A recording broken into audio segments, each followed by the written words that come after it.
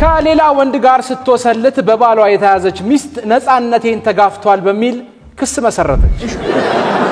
እኔም ልክ እንደሱ ነው ያልኩት። የመወስለቱ ነው ነፃነት እንጂ ነፃነቴን ተጋፍቷል። ባለም ታዲያ በመኖሪያ ቤታቸው ሁለት ቦታዎች ላይ ድብቅ ካሜራዎችን በመትከል ሁኔታዎቹን መከታተል ይጀምራል። ማን ይሆን የሚመጣው ሲል እንግዲህ ብዙም ሳይቆይ ግን አንድ ሰው በአሳቻ ሰዓት ወደ መኖሪያ ቤቱ የሚገባ ሰው አየ። እንግዲህ ይህ ሰውም የሚስቱ ውሽማ መሆኑን ይረዳል። ይሄን የተረዳው አንዳንዴ ግራ ይገባል እኮ ታስበዋለህ። እኔ ነኝ እንደ ውሽማው ነው አንዳንድ ሪሌሽንሺፕ ማን ነው እሱ ይሆን ባል አንዳንድ ትዳር የሚከብደው እሱ ነውና ታዲያ ይሄንን ሲያይ የሆነ ወንድ ገብቶ ያው የወጉን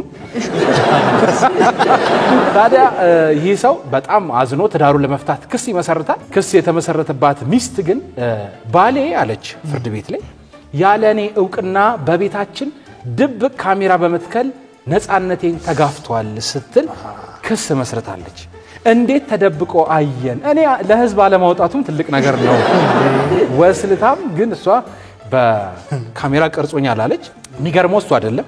የታይዋን ፍርድ ቤት በድብቅ ካሜራ ተክሎ ሚስቱን ሲሰልል የነበረው ባል ላይ የ3 ዓመት እስር አስተላልፏል። ፍርድ ቤት ትገባለህ።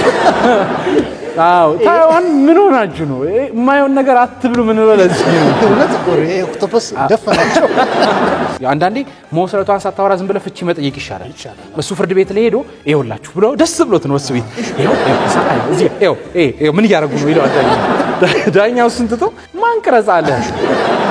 በጣም የሚያሳዝን ሰው ነው። እሷ ግን የታይዋኗ ጸጋ ነው። ተልከሰከሰች። ታይዋን ተልከሰከሰች።